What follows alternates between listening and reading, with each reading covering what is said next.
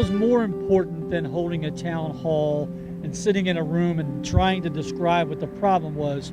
It's more important to get out on foot, take a walk around, and see the problem for yourself so you can feel it, you can hear from the community can tell you the impacts, and that's what the most important part of this walk was, for the folks to come out of their homes and engage us and tell us what's been bothering them for a couple of days, a couple of weeks, a couple of months, or even a couple of years.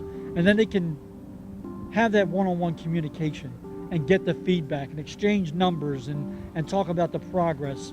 We'll do it again in the future, and we'll see where we came from our brief walk here today. Well, you know, these are things that we're doing throughout the city. We're going around walking through the neighborhoods. We're working with the councilmen, other elected officials, and it really gives me a good way to actually see what the concerns of the community are, especially around the Judy Johnson Park area, which we walked around today. It gives me a better perspective of where our officers should be doing directed patrol. And, you know, it's about what the community concerns are. And we have to be listening, and then we have to respond to those. And that's where it all starts here. And it starts with me being out here as well.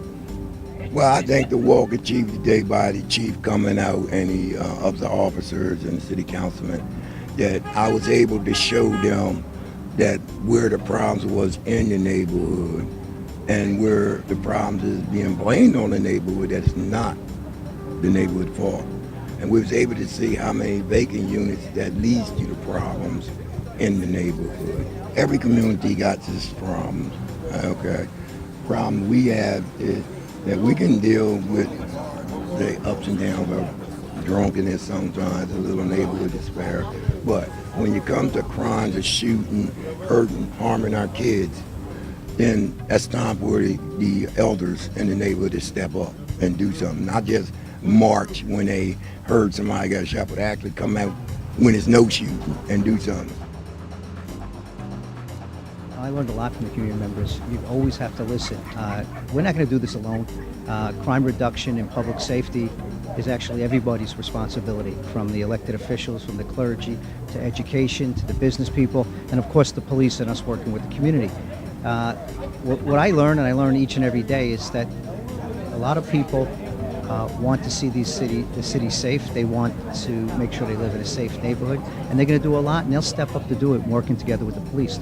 So long as we have each other's trust, and they have trust in us, we can get this done. And I'm doing a review of this park, and there's certain security issues that make a lot of sense. That the ideas came from the community and how we can fix them. And you know, with my influence of being the chief, working with other city agencies, and talking with my mayor, I think we can get a lot of this done. If you're in that position where you think the police are doing you non-justice, then good. Then bring it to me, and I'll take the fight to them. But if you're in a position where you are causing the trouble to your neighbors or your community, don't bring it to me. Do not bring it to me, because I'm looking out for two things: this community and the kids in this community. So if you want to come here and sell drugs and shoot and all that, you're on your own. Well, you sure enough will be caught.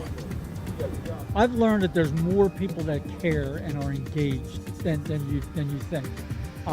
When you walk through a block and you're walking through with a purpose, you may miss the little things. But when you're just strolling casually, having casual conversation with your head on a swivel, people see that and they start to engage you. So as we progressed around through the neighborhood, people were coming out and people were starting to get involved, and they were feeding into it, and they were asking questions, and they wanted to know what they could do to get involved. So that was the most important thing to me, was how many people truly care and are truly invested and want to try and make a difference.